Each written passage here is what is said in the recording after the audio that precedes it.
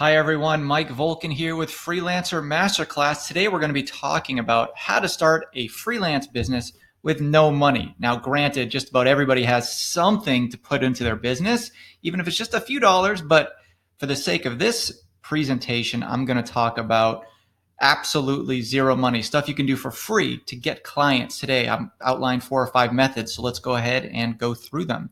First of all, do the old F&F. What is F&F? The old family and friends networking. Now, a lot of you guys might say, "Oh, this isn't me. I don't know if I'm going to like this." Just stick with me here. I even have a sample email that you can send off to your friends and family. And what you can do is just go through your inbox, and whoever has emailed you in the last 90 days that you feel comfortable sending this email to, go ahead and do it. Friends and family is an old way of networking that's never really going to go out of style, and lots of people have success doing it. So what you can do is write your personal inner circle network, also called your friends and family, with the following email. Hi, first name. Just a quick note to let you know I decided to take on some freelance work. If anyone you know needs a copywriter, insert whatever you do, please let me know. I'm passionate about copywriting and would love to do more of it. Any referrals you can provide are much appreciated. Now, why did I phrase it like this? If anyone you know, rather than saying, do you need this work? Well, a lot of people, including me, don't feel comfortable asking for a friend or family for work. We actually talk about this in Freelancer Masterclass, and there's a whole class on friends and family and if you should do it and if you shouldn't. I personally am against it because I have experience working with friends or family and it does not work out for me. But I know some freelancers that do it full time. They just have a large friends and family network and make a full-time living doing it. So it can be done, but I phrase it meaning if anyone you know needs a particular type of work like copywriting, then let me know. Because if they need it with that sentence, they'll be able to say, hey, I just happen to need copywriting right now for a project I'm doing for work. Can you help me? You know, something like that. So even if you're not directly asking them, they'll know when they read that, hey, you're doing copywriting, I need copywriting. But it also gets them thinking, hey, I was just talking to my friend Sally Ann the other day and she needs a copywriter. Let me connect you to. Okay. So work your friends and family. You might be surprised. There's money out there right now.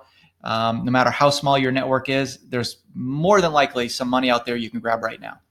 And the second tip is to get found on freelancing platforms. Really easy, right? You have to create a profile, but other than that, the profile is largely copy and paste from one platform to another.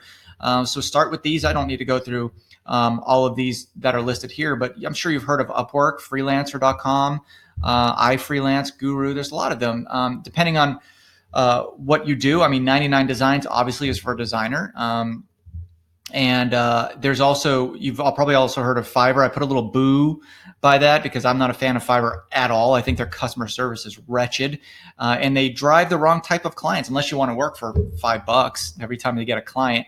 I've had terrible experiences with Fiverr, both on the purchasing side with freelancers and being a freelancer myself. I've driven a lot of business from Fiverr, and I can't think of anything that was worth my time, to be honest with you. That's just my experience, but there's lots of freelancers on Fiverr, especially overseas, not in America, that will do stuff for a few dollars. Me personally, I think they drive the wrong type of clients. If you're trying to be a successful full-time freelancer, they might be a good lead gen source for you, but still, you're taking in clients that are wanting something for $5, not wanting to hire a multi-$1,000 a month freelancer.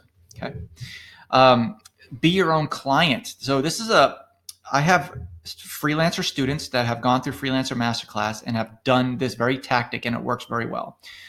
So what you want to do is you want to proactively write something. So let's say, for example, you want to write an article on something specific. Maybe in the pet industry, there's these new types of technological-based collars that can track all sorts of stuff about your dog.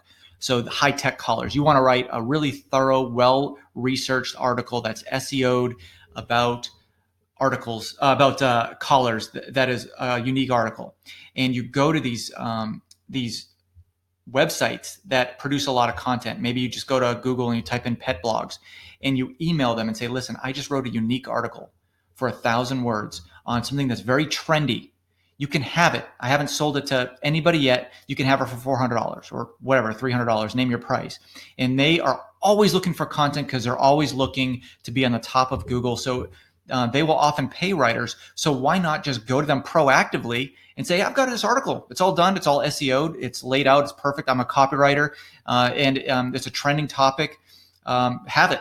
Just send me the money and I'll give it to you. Here's a little snippet. The person I'm referring to used to send like a little opening paragraph or an abstract. Okay, you can do that too. And this person does that full time. Just goes and just finds topics on Google Trends and just writes them and then just sells them. And then she'll change them up a little bit, make them unique, and sell them to another client in the pet industry, for example. So, 80% of the article can be the same. If you just mix up 20% of it, you've got yourself a unique article. Another tip, and this is the last tip I'm going to give you, is call your past employers. So if you have a history of being a corporate person and now want to do full-time freelancing, you can call past employers and say, listen, if you have a good relationship with them, hey, I'm doing freelancing now. It's often easier for a freelancer or for an employer to hire a freelancer than an employee. The work hours are flexible. They don't have to commit to a certain salary amount, no benefits, right? It's all on you. And you have your own benefits as a freelancer. You can work whatever hours you want. You can work as many clients as you want. You can charge whatever you want. So just say, listen, hey, I know I used to work for you full time. I really enjoyed working with you.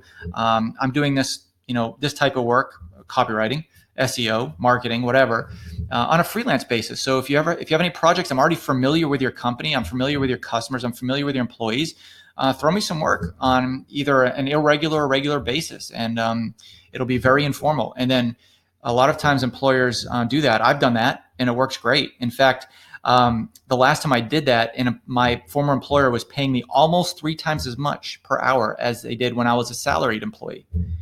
So they're willing to pay that because they don't have all those carrying costs of an employee, right? So if you have some good relationships, get the conversation started. Call your past employer. So I hope these helped. All of these require zero money. All right, so go out and get some new business. Good luck.